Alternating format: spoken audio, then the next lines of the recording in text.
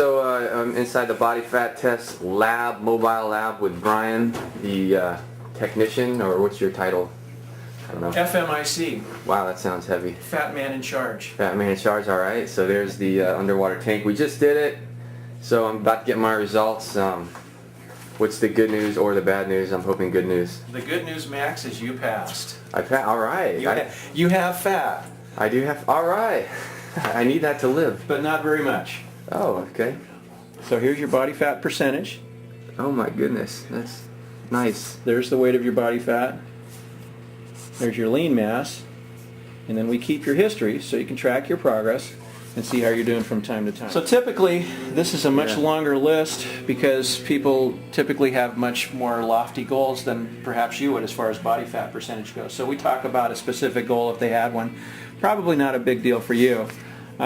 If you get a chance, read through the text. It refers to the nutritional program link on our website, which is here.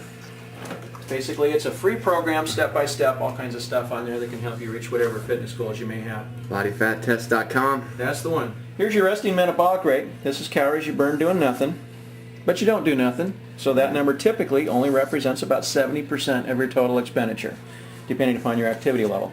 Speaking of activity, this is what you're going to burn during 30 minutes. So let's say that you're going to lift for 30 minutes, and then you go hit the cardio for 30 minutes. For you, that's going to be about 480 calories per hour. And then you've got all this other stuff as well. Questions? That is so nice. This whole process only took 20 minutes, so I recommend this for everybody. And you travel all around Southern California, north of LA, Northern California. We've got locations all over. All you'd have to do is check the website. It has calendar links to all the different trucks. So real quick, why is this the best method, the most accurate method, as opposed to like calipers or bioelectric impedance scales or BMI charts? Well, first of all, the BMI chart is just an evil thing. Yeah, right. I totally agree. I wanted you to say it. Height divided by weight. Anybody can figure that one out. Yeah. But the main reason is we've eliminated most of the human element. When I say human element, it's the individual that's being tested. Their hydration level affects the other modalities greatly, especially the BIA. Yeah. And then if you compare it to skin fold or caliper tests, you're always dealing with the ability of the individual doing the testing.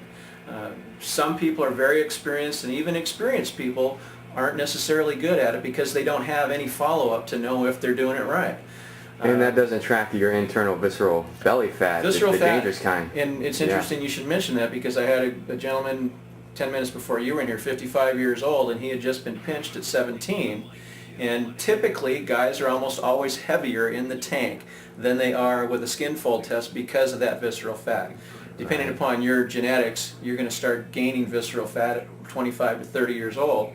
And there's really, one, you can't measure it, but number two, there's not that much you can do to get rid of it unless you're really active in the gym, runner, cyclist, things like that. But the cool thing about this is, number one, it's accurate from the get-go, but number two, it's very repeatable. So if you came in this evening, did the same thing over again, you'd get exactly the same number. A week from now, I don't know.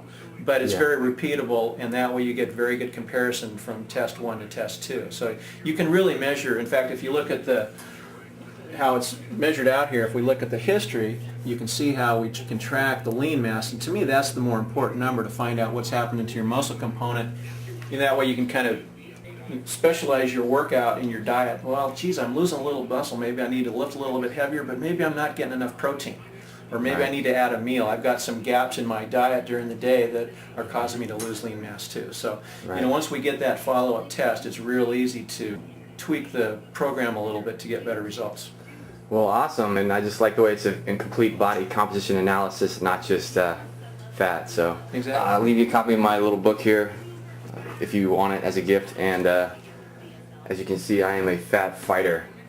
No, just say no to fat. So, all right. Thanks a lot, Brian. Thank Appreciate you. it. Nice job.